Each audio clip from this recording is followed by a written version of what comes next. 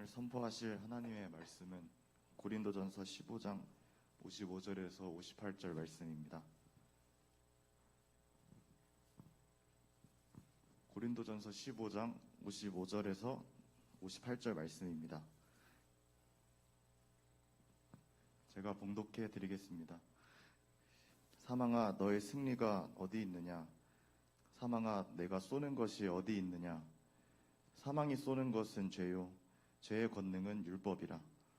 우리 주 예수 그리스도로 말미암아 우리에게 승리를 주시는 하나님께 감사하노니, 그러므로 내 사랑하는 형제들아, 견실하며 흔들리지 말고 항상 주의 일에 더욱 힘쓰는 자들이 되라. 이는 너희가 수고가 주 안에서 헛되지 않은 줄 알미라. 사랑하는 성도 여러분, 우리 모두는 이 가을에 페이스업 할 수 있기를 주의 이름으로 간절히 축복합니다. 축복합니다. 사실 이 페이스업이라고 하는 말이 제가 만든 말이에요. 그냥 어디 단어나 수거가 아니라 그냥 그 의미를 부여하기 위해서 조금 색다르게 만들어 본 말입니다. 믿음을, 그리고 우리의 열정을, 그리고 하나님에 대한 우리의 눈동자를 고개 들어 소망 가운데 우리가 더욱 굳건하게 일어서자 하는 그런 말씀인 것입니다. 코로나를 지나면서 목회자로서 제가 느끼는 마음이 있어요. 기도할 때마다 저 자신도 그렇고 또 제가 느껴지는 그런 부분들은 마치 알맹이가 빠지는 것처럼, 우리의 모습이 껍데기만 남은 것처럼 신앙의 열정과 깊은 순수함을 잃어버린 듯한 그런 느낌을 저부터도 받아요.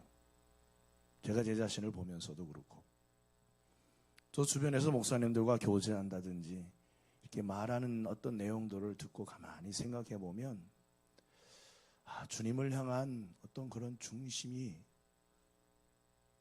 빠져 있는 것 같다는 그런 느낌을 많이 받습니다. 솔직한 이야기죠. 그래서 기도하던 중에 하나님께서 그런 마음을 주셨어요.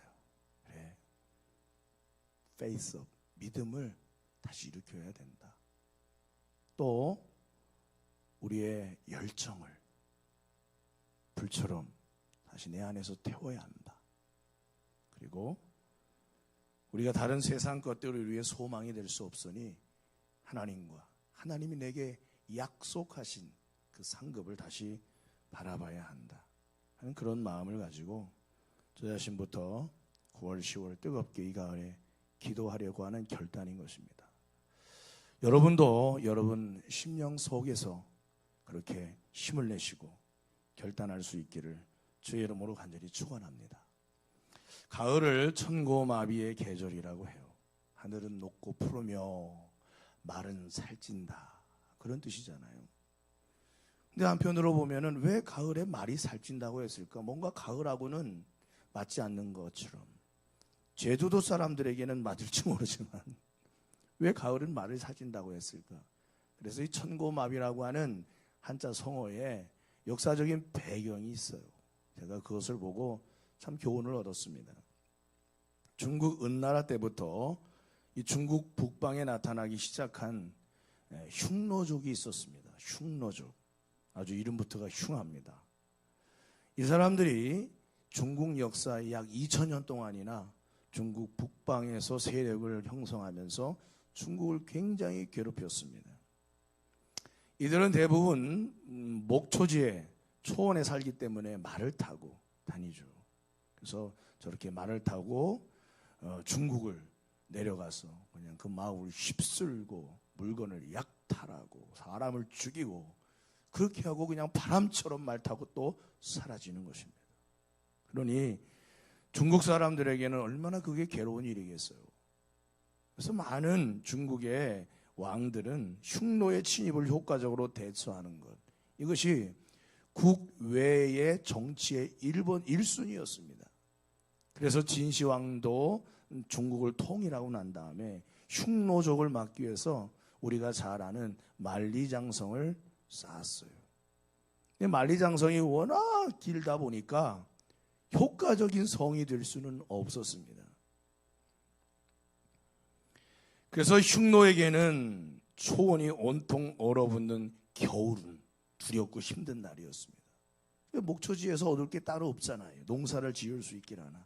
그러니까 그들은 중국 농경생활하는 중국인들을 약탈을 해서 겨울 동안 먹고 살 것을 이제 빼앗으러 가는 것입니다. 자기들도 살려고 하는 것이죠. 그러니까 흉노족에게 가을은 말이 살찌는 계절인 것입니다. 왜? 약탈해 오니까 먹을 것이 풍성하니까 또 말이 살쪄야 힘을 내서 가서 또 약탈할 거 아닙니까? 그래서 야 천고마비의 계절이 왔다라고 하면 흉노족에게는 즐겁고 좋은 일이죠. 반대로 천고마비의 계절 가을 하면은 속이 타고 고통스럽고 힘든 것은 중국의 한족들이었던 것입니다. 그러니까 가을에 야 우리가 잘 얘기하는 대로 가을은 천고마비의 계절이다라고 말할 때 누군가에게는 행복한 일이지만 누군가에게는 고통스럽고 두려운 싫은 그런 나날들이었다는 것입니다. 사랑하는 성도 여러분, 우리에게 이 가을이 어떤 계절이 되기를 바라십니까? 요즘 아침 저녁으로 날씨가 얼마나 좋은지 저도 땀을 많이 흘리는데 땀이 안 날 정도로 선선하고 좋아요. 가을이 정말 이제 가까이 왔다는 것이 그냥 그 냄새로도 느껴지는 것처럼 요즘은 정말 계절 가을이 다가온 것 같습니다. 여러분 우리 인생에도 봄, 여름, 가을, 겨울이 있어요. 겨울이 되면 모든 게 다 얼어붙고 차가워집니다. 모든 게 다 싸늘하게 식어버려요. 우리 인생도 언젠가 겨울이 와요. 열정도 식고 몸의 온도도 식어지고 심지어는 나중에 죽고 나면 싸늘하게 식어지는 우리의 육체가 되고 마는 것입니다. 그래서 그런 겨울이 오기 전 가을에 우리는 우리가 할 수 있는 모든 최선을 다해 땀을 흘리고 일하고 수확해볼 절호의 기회를 놓쳐서는 안 된다는 것입니다. 그래서 우리는 신앙생활에 페이스업 해야 하는 것입니다. 오늘 고린도전서 15장은 일명 부활장으로 통해요. 예수님의 부활이 곧 우리의 부활의 첫 열매이자 우리가 부활할 것에 대한 확실한 약속이라는 것을 바울은 오늘 고린도전서 15장을 통하여 우리에게 증거해 주고 있습니다. 말씀으로 들어가 보니까 보라 내가 너희에게 비밀을 말하노니 우리가 다 잠잘 것이 아니요 마지막 나팔의 순식간에 홀연히 다 변화되리니 나팔 소리가 나며 죽은 자들이 썩지 아니할 것으로 다시 살아나고 우리도 변화되리라 라고 바울이 우리에게 알려주고 있습니다. 바울은 마치 그 부활의 약속이 비밀이라고 말하고 있어요. 아무에게나 믿어지지 않고 받아들여지지 않고 알려지지 않는 비밀스러운 이야기인데 그러므로 우리가 다 잠잘 게 아니라는 것입니다. 마지막 나팔이 울리는 순간에 홀연히 다 변화될 때가 온다는 것입니다. 바울은 우리에게 예수님의 부활이 단순한 그 한 번의 이례적인 사건이 아니라 그 부활은 이제 신호탄인 것입니다. 그 부활의 약속을 믿고 예수님을 믿는 사람도 반드시 주님의 재림을 알리는 나팔 소리가 날 때에 순식간에 새로운 몸으로 변화되어 재림하시는 주님을 맞이하게 될 거라고 바울은 그렇게 확신하며 사람들에게 복음을 전했습니다. 여러분 우리의 상식과 과학적인 합리성으로 보면은 이해하기가 어려운 초월적인 이야기가 사실 부활에 대한 이야기입니다. 그런데 이런 부활의 약속이 지금 이 시대를 살아가는 우리에게도 바울만큼이나 굉장히 중요하다는 것을 우리는 마음에 생각해야 합니다. 오늘 이 시간 저와 여러분에게 오늘 바울을 통해 주시는 이 말씀을 깨닫고 마음을 새롭게 하는 귀한 은혜가 저와 여러분에게 있어지기를 주의 이름으로 간절히 축원합니다. 바울에게 있어서 부활은 그의 삶의 최종 목적이었습니다. 빌립보서 3장 10절 이하에 보면은 내가 그리스도와 함께 그 부활의 권능과 그 고난에 참여함을 알고자 하여 그의 죽으심을 본받아 어떻게 해서든지 죽은 자 가운데서 부활에 이르려 하노니 그랬어요.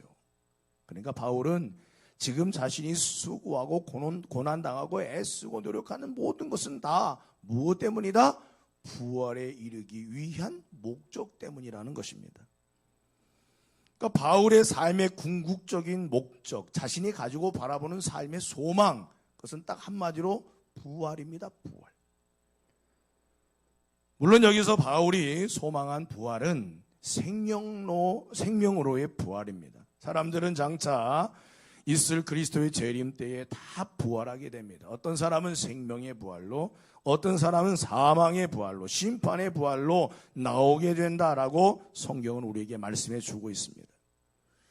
그것은 그리스도의 부활의 권능 속에 거하는 삶, 부활의 권능 속에 거하는 삶을 사는 자가 생명의 부활로 나오게 되는 것입니다. 바울이 말하는 부활의 권능이란 예수님이 부활하신 그 자체를 말하는 것이 아니라 그 부활하신 예수님께서 예수님을 믿는 자들에게 살아가는 삶에 있어서 능히 소망을 가지고 이길 수 있게 도와주시는 그 그리스도의 능력을 말하는 것입니다. 여러분, 바울은 빌보에서 복음을 전하다가 어떤 귀신 들린 여자를 고쳐주었어요. 그래서 그 귀신 들린 여자로 말미암아 돈을 버던 어떤 사람들의 무리가 수입이 끊기게 된 것입니다. 손해잖아요. 그래가지고 바울을 고소해가지고 결국 바울과 실라가 복음을 전하다 말고 잡혀서 빌립보 감옥에 갇히게 되었습니다. 깊은 감옥에 갇혔어요. 양손과 발은 다 쇠사슬에 매여 있었습니다. 얼마나 절망적인 순간입니까? 그런데 그때 바울과 실라가 조용한 한밤중에 하나님을 찬양하기 시작한 것입니다. 내 안에 사느니, 이 찬양을 했는지는 모르겠지만은 찬양을 부르기 시작했어요. 그때 옥토가 흔들리고 그들에게 매여있는 쇠사슬이 풀어지고 옥문이 열리고 많은 죄수가 살아나는 역사가 일어나게 된 줄로 믿습니다. 여러분, 이게 뭐예요? 그 어려운 중에도 주님을 바라볼 때 나타나는 그리스도의 능력인 것입니다. 바울은 이고니온에서 복음을 전하다가 매를 얼마나 맞았는지 사람들이 볼 때 이제 죽은 시체가 된 줄로 알았어요. 그래서 성 밖에다 갖다 버렸습니다. 그런데 놀라운 것은 그가 거기서 다시 일어나 다른 고을로 복음을 전하러 갔다는 사실이에요. 여러분, 사람이 죽은 줄로 알았다면 얼마나 맞았으면 죽었겠어요. 그런데 바울이 거기에서 다시 일어나게 되었다는 것입니다. 주님의 능력인 것입니다. 사랑하는 우리 산성교 성도 여러분이요, 저와 여러분의 삶 속에 주님이 주시는 이 같은 은혜와 능력이 여러분을 일으키고 붙들고 소성케 하는 역사가 있어지기를 주님의 이름으로 간절히 축원합니다. 예수님을 믿는데 왜 패배자처럼 믿습니까? 주님이 우리에게 승리를 주셨다고 말하는데 그 승리는 나하고 아무런 관련이 없는 승리인 것처럼 그렇게 생각하고 살아갑니까?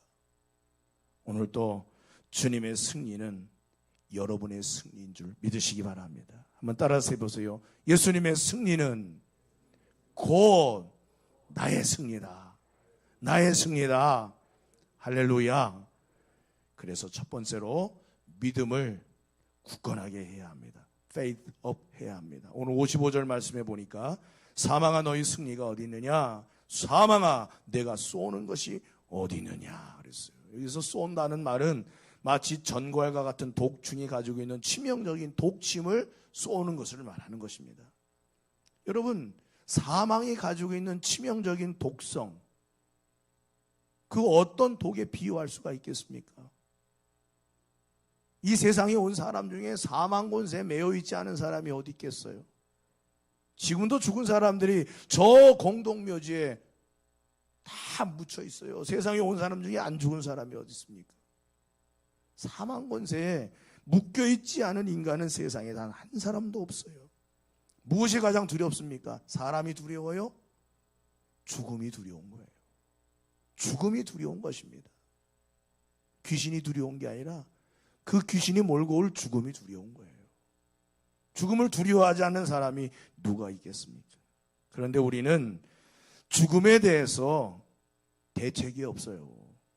죽는데 무슨 대책이 있겠습니까? 어느 날 갑자기 가는데 어떻게 대책이 있겠어요?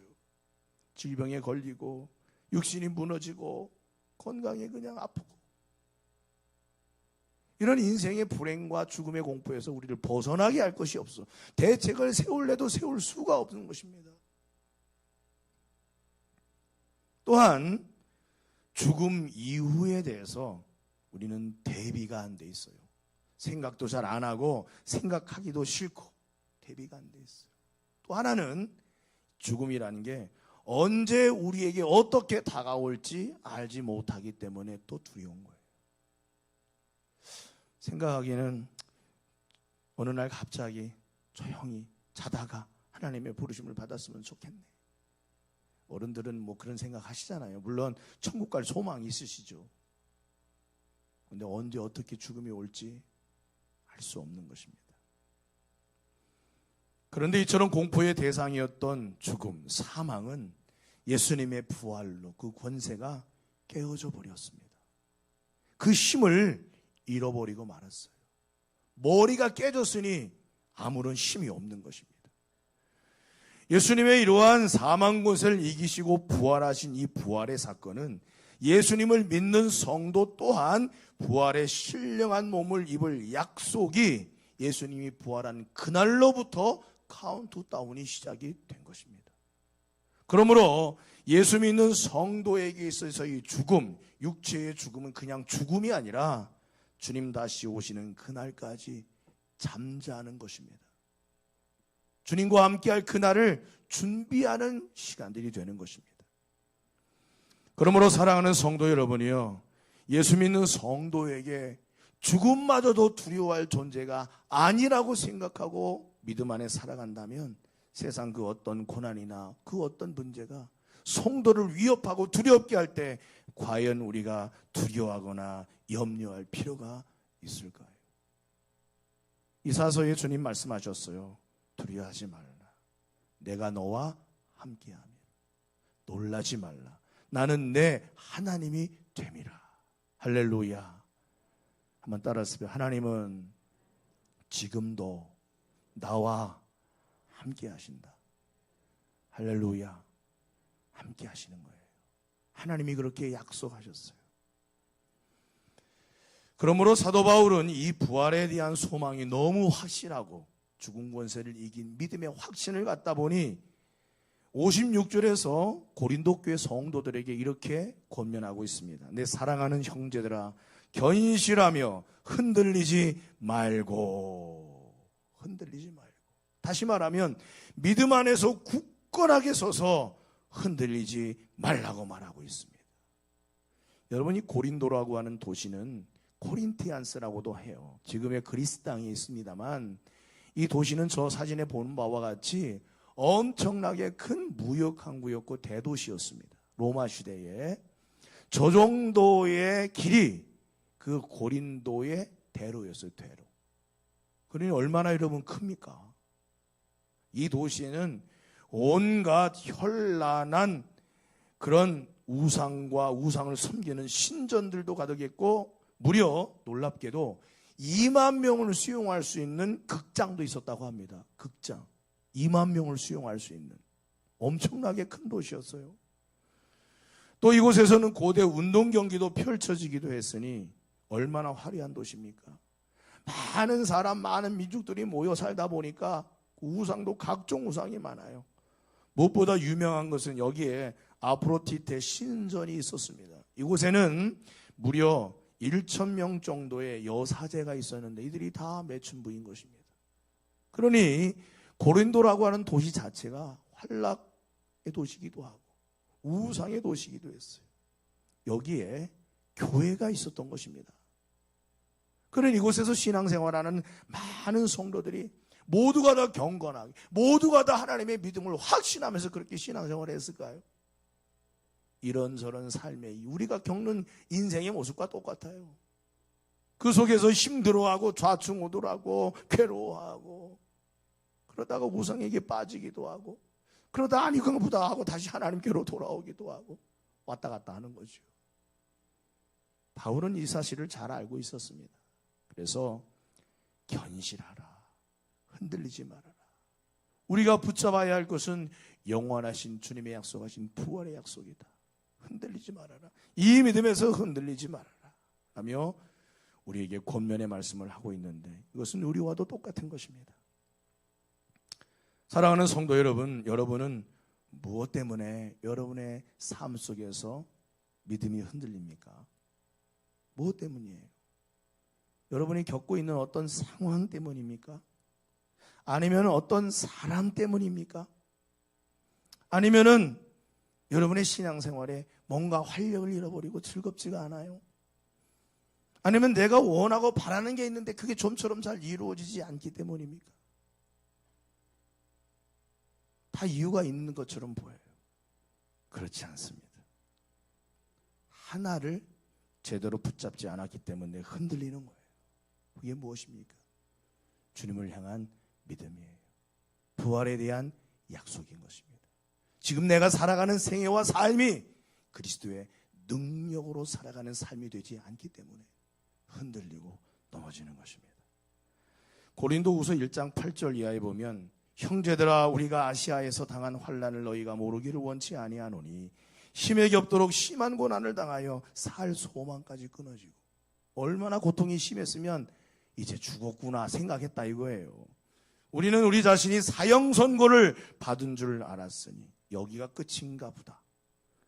이는 우리로 자기를 의지하지 말고 오직 죽은 자를 다시 살리신 부활의 주님, 그 하나님만을 의지하게 하심이라 그랬어요. 어쩌면 우리가 갈등하고 번민하는 것은 어느 찬송가 가사처럼 세상 줄을 끊으라는 것이죠. 하나님만을 의지하라는 것입니다. 아시아에서 받은 환난에 거의 죽는 줄 알았는데, 근데 왜 이렇게 힘들게 고통스럽게 우리를 내모는 것일까? 바울이 깨달았다는 거예요. 그 절벽 위에서 깨달았다는 거예요. 뭐라고요?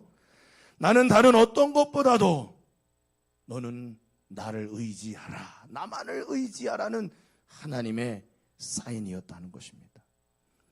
우리에게 무엇이 잘 안 돼서, 무엇이 없어서, 무엇이 원하는 대로 되지 않아서 흔들리는 것이 아니라 하나님만을 의지하지 않기 때문에 흔들리는 거예요. 그래서 바울은 아시아에서 그런 환난 속에서 얻은 확실한 경험을 토대로 고린도 교회 성도들에게, 오늘 우리에게 견실하며 흔들리지 말아라 그랬어요. Stand firm이라고 그랬습니다. Stand firm이라는 얘기는 두 발로 딱 버티고 서가지고 절대로 뒤로 밀려나지 않는 그 모습을 Stand firm이라고 그래요. 다윗이 골리앗 앞에 딱 서가지고 너는 뭘 오지만 나는 여호와의 이름으로 가노라. 그 어린 소년이, 그 소년이 무슨 능력이 있어 그랬겠어요? 주님을 의지하는 믿음이 그를 그렇게 만들게 된 것입니다. 사랑하는 성도 여러분이요, 신앙생활에서 뒤로 밀려나지 않기를 바랍니다. 딱 버티고 서서 믿음을 굳게 하여 견실하십시오. 하나님을 찾을 때 삶의 어려움이 해결되지, 우리의 걱정과 염려만 쌓아간다고 해서 되지 않는 것입니다. 한번 저를 따라해 보세요. 믿음을 굳건하게 하자. 할렐루야. 두 번째로, 더욱 열정적인 자들이 되라고 말하고 있습니다. 페이스업이에요. 바울이 오늘 본서를 통해 고린도 교인들에게 주지시키려는 것은 교회를 만들고 교회를 세우는 그리스도인의 수고에 있어서 최선의 노력을 다하라고 말해주고 있습니다. 사실 이런 일들은 교회 지도자들이 해야 될 일인데, 교회 지도자들만 하는 일이 아니라 예수 믿는 성도라면 누구나 다 해야 하는 그리스도인의 사명인 것입니다. 그리스도인의 몸된 교회를 이루고 있는 한 사람 한 사람이 다 그 몸에 속한 지체이기 때문입니다. 더욱 힘쓰다라는 말은 바로 페이스업이에요. 여러분, 페이스가 속도라는 말이잖아요. 우리가 자동차를 보면 알 수 있듯이 속도를 낼 때 가속 페달을 밟습니다. 그러면은 속도가 왜 납니까? 엔진에 연료를 더 많이 분사해 주기 때문에 그 실린더에서 폭발이 더 세게 일어나는 거예요. 그 폭발력이 세지니까 속도가 더 나는 것이죠. 마찬가지입니다. 우리가 페이스 오버 하려고 하면 내 안에서 열정이 있어야 돼요. 불이 있어야 하는 것입니다. 뜨거움이 있어야 하는 것입니다. 베드로전서 1장 22절에 너희가 진리를 순종함으로 너희 영혼을 깨끗하게 하여 거짓이 없이 형제를 사랑하기 이르렀으니 뭐라고 했습니다. 여러분이 다 같이 한번 읽어보세요. 시작. 그렇습니다. 어떻게 하라고요? 마음으로 뜨겁게 하라는 것입니다. 머리는 냉철하고 판단과 이해는 잘하는데 마음이 냉랭해 보세요. 움직여지지가 않아요. 마음이 냉랭하면 움직여지지가 않아요. 우리 자녀들을 보면은 휴대폰을 들고 아침에 일어나서 저녁에 자리에 누울 때까지 갖고서 놀아라 그러면 그것도 모자라. 게임에 그냥 빠져가지고 해요. 근데 놀라운 것은 요즘에 우리 교회 학교 아이들이 휴대폰을 교회 가져와서 그렇게 많이 하지 않는 것 같아요. 예전보다는 확실하게 덜 하게 되는 것 같아요. 아멘도 안 하시네. 얼마나 감사한지 몰라요. 하루 종일 하라 그러면 거기에 빠져가지고 얼마나 재밌으면은 요 다음 단계로 넘어가는 것 그거에 그냥. 저도 초등학교 때 오락실 갔다가 선생님한테 혼난 적이 있긴 있었습니다만은 그때와 지금은 좀 다르죠. 여러분 우리 안에 무슨 일을 하든 불이 있어야 돼요. 일에 빠져서 사는 워커홀릭 그냥 일에 미쳐서 사는 것입니다. 가정도 자녀도 무엇도 다 무엇이든지 미쳐야 돼요. 열정이 있어야 됩니다. 우리는 하나님을 향한 열정을 가질 수 있기를 주의 이름으로 간절히 축원합니다. 정선에 가면 카지노가 있어요. 그런데 카지노 주변에 보면은 뭐가 많은 줄 아세요? 우리 성도님들은 안 가보셨으니 모르지. 내가 가르쳐 드릴게. 부동산이 많아요. 부동산. 아니 왜 카지노 주위에 부동산이 그렇게 많을까요? 네.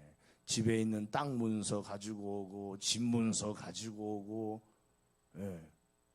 미쳐버리는 거예요. 그냥 한 번만 땡겨서 제대로 되면은 그냥 대박인데 미쳐버리는 거예요. 여러분 예수님도 누가복음 12장 49절에서 내가 불을 땅에 던지러 왔노니 이 불이 이미 붙었으면 내가 무엇을 원하리요 그랬어요. 근데 여기서 말하는 이 불이 어떤 분들은 성령의 불이라고 하는데 아닙니다. 이 불은 고난의 불이에요. 근데 왜 주님은 고난의 불이 붙었으면 주님이 무엇을 더 원하리요라고 그렇게 말씀하셨을까요? 왜 고난의 불이 붙을까요? 그 사람이 믿음으로 살려고 하기 때문입니다.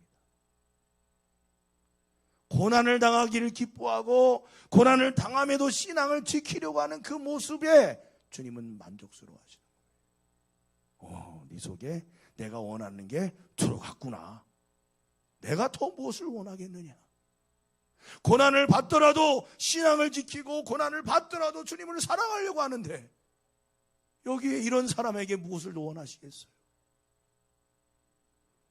내가 세상에 화평을 주러 온 줄로 아느냐 내가 너에게 이르노니 아니라 도리어 분쟁하게 하려 함이로다. 주님은 화목하신 분인데 왜 분쟁을 주시겠다는 거예요? 믿음으로 살려고 하는 사람에게는 역으로 그 믿음을 무너뜨리려고 하는 보이지 않는 세력이 똑같이 대적하는 것입니다. 챔피언이 있으면 도전자가 있듯이 영적 싸움은 믿는 자에게 항상 있게 된다는 것입니다.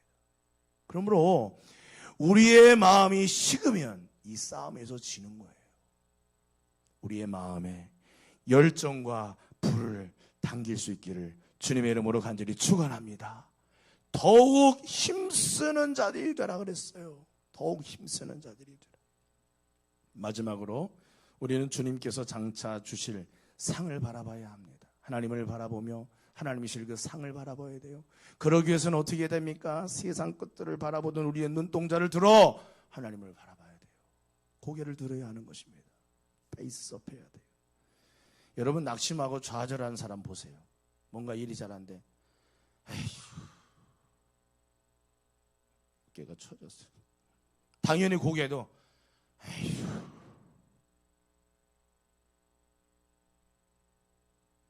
반대로 꿈꾸는 사람, 뭔가를 향하여 도전하려는 사람, 그 자세가 달라요. 눈빛이 달라요. 삶의 자세가 다른 것입니다. 요셉은 노예로, 설교 끝났다는 건가?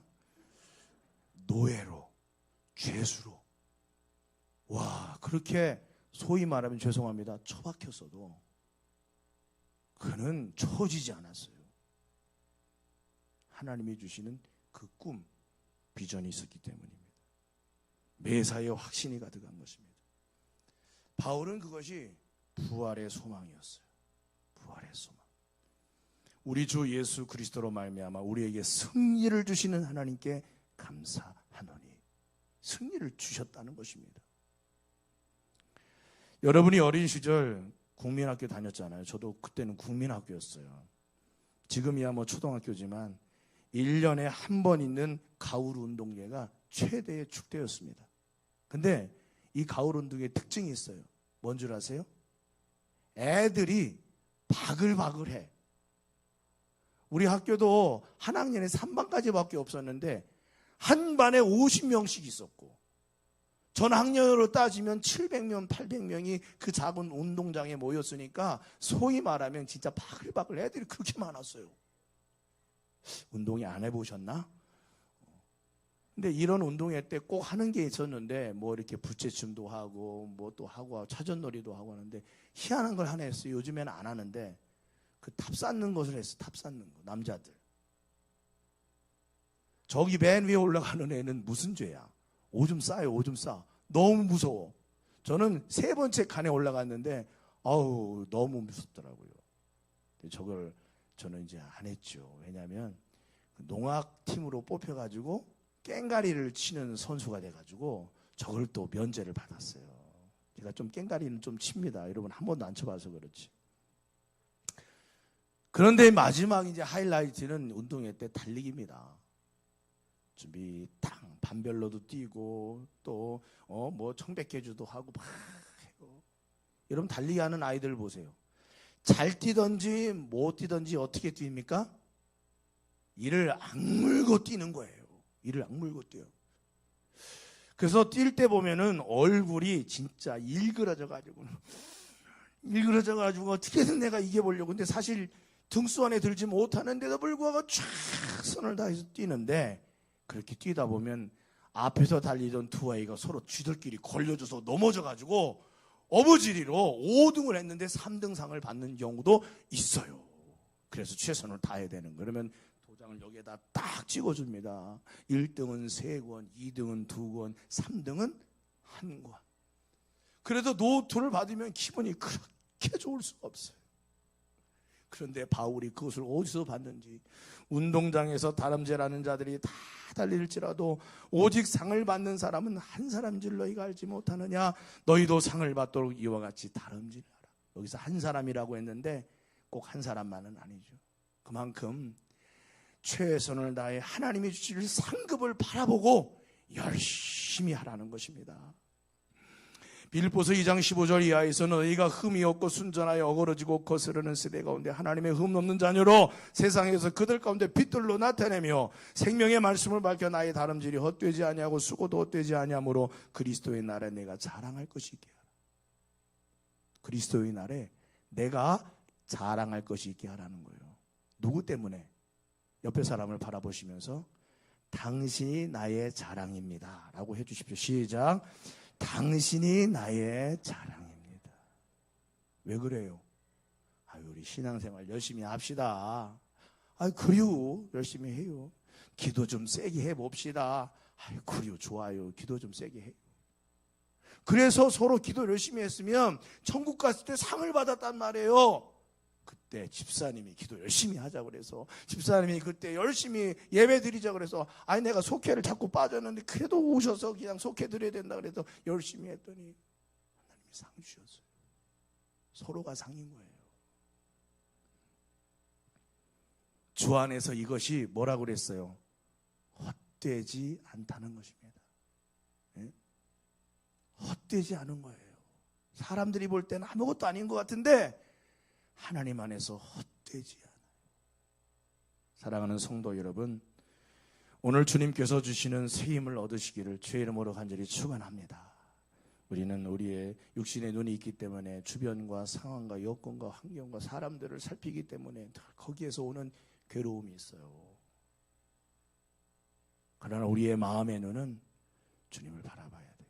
오직 여호와를 앙망하는 자는 새 힘을 얻는다 그랬습니다. 하나님께서 주시는 이 9월, 10월이, 이 가을이 우리에게는 기회입니다. 말이 살쪄서 좋은 쪽입니까? 말이 살쪄서 나쁜 쪽입니까? 우리는 이 가을을 어떻게 시간을 선용해야 할까요? 주님이 주시는 소망을 품고 승리하는 우리 산성교회 모든 성도들 되시기를 주의 이름으로 간절히 축복합니다.